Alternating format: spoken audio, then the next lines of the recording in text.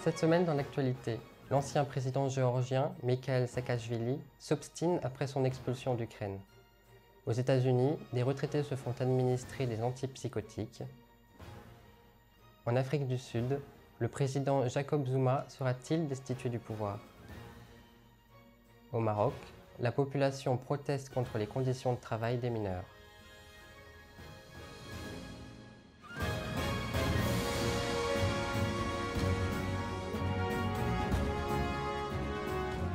Bonjour et bienvenue à tous. L'ancien président géorgien et gouverneur de la région d'Odessa en Ukraine, Mikhail Saakachvili, a été expulsé d'Ukraine vers la Pologne. Ancien allié du pouvoir ukrainien et du président Petro Poroshenko, il était depuis quelque temps l'un des principaux opposants. Un sujet d'Anaïs Lefebvre. Mikhail Saakachvili était accusé de vouloir organiser un coup d'État en Ukraine, mais aussi de dénoncer le président Poroshenko pour corruption. Accusation de corruption pesant déjà sur Saakachvili dans son pays d'origine, la Géorgie. Suite à cela, Saakachvili avait été déchu de la nationalité ukrainienne durant l'été dernier. En septembre, avec plusieurs de ses partisans, il avait forcé un poste frontière afin d'entrer dans le pays. En décembre dernier, il avait déjà échappé à une tentative d'arrestation, notamment grâce au soutien de ses alliés. Mais Saakachvili ne voulait pas partir d'Ukraine afin de pouvoir y jouer un rôle politique. Mais le 12 février 2018, il a finalement été arrêté par des hommes encagoulés et armés dans un restaurant de Kiev, puis expulsé vers la Pologne. Selon lui, il s'agit d'un enlèvement. Saakachvili refuse de se résigner et assure qu'il va se battre jusqu'au bout. À la suite de ces événements, quelques 150 personnes se sont réunies devant la présidence ukrainienne à Kiev afin de protester contre cette arrestation.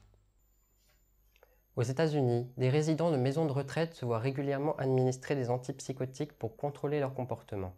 Et cela en dépit de la réglementation qui interdit le recours abusif aux médicaments dits de camisole chimique. Une pratique qui n'est pas sans risque puisqu'elle peut entraîner des décès. C'est un sujet de Justine Moina.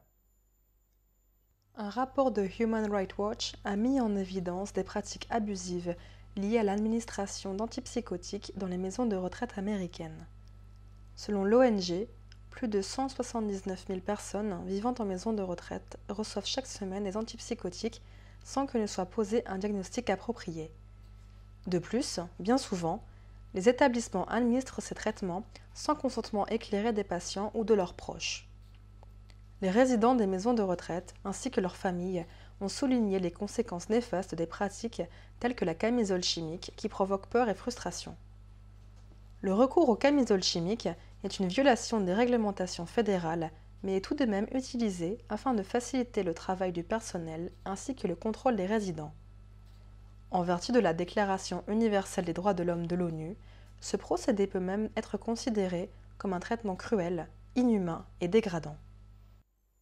Mardi dernier, en Afrique du Sud, le parti au pouvoir, l'ANC, après quelques jours de réunions et de négociations, a finalement décidé de révoquer le chef de l'État Jacob Zuma, impliqué dans un scandale de corruption, un sujet de Deborah Veraldi. Depuis quelques années, l'opposition en Afrique du Sud demande la démission de Jacob Zuma, actuellement chef de l'État, ainsi que la mise en place d'élections anticipées à travers des motions de défiance au Parlement. L'ANC est au pouvoir depuis 1994, l'année de la fin officielle du régime d'apartheid. L'année dernière, le contesté Jacob Zuma avait déjà été remplacé par Cyril Ramaphosa à la tête. Ce dernier pourrait devenir le prochain président en 2019 grâce au soutien de certains membres du parti qui avaient demandé à la démission de Jacob Zuma. Les accusations de corruption et conflits d'intérêts contre Jacob Zuma augmentent la tension politique et divisent son parti. À cela s'ajoute la difficulté économique, le haut taux de chômage et la crise de l'eau suite à la sécheresse. Le comité national exécutif de l'ANC a le pouvoir de pousser le président à la démission. Selon la Constitution, Zuma n'a pas l'obligation de se soumettre aux demandes de démission. Le Parlement peut alors déposer une motion de défiance et ouvrir une procédure de destitution. En attendant la fin de cette crise, le chef de l'État cherche de négocier son immunité et le délai de son éventuel départ.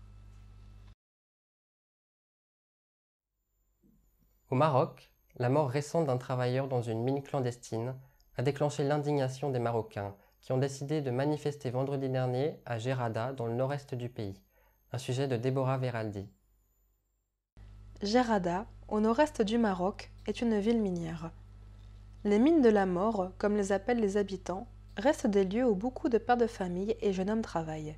Depuis décembre, des citoyens marocains protestent contre la marginalisation de leur région et pour une amélioration des infrastructures dont la vétusté est la principale raison des morts blanches, les morts sur le lieu de travail.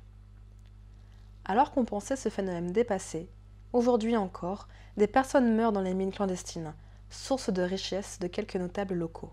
Le chef du gouvernement a annoncé des mesures pour améliorer les conditions et le déblocage de fonds pour l'exploitation de nouvelles sources, mais traîne des pieds pour mettre en place ces décisions. Selon Abdelrazak Daoui, les mineurs risquaient leur vie pour 10 € par jour par absence d'alternatives professionnelles et pour subvenir aux besoins de leur famille, dit celui qui a été proche de perdre la vie dans les mines à seulement 22 ans.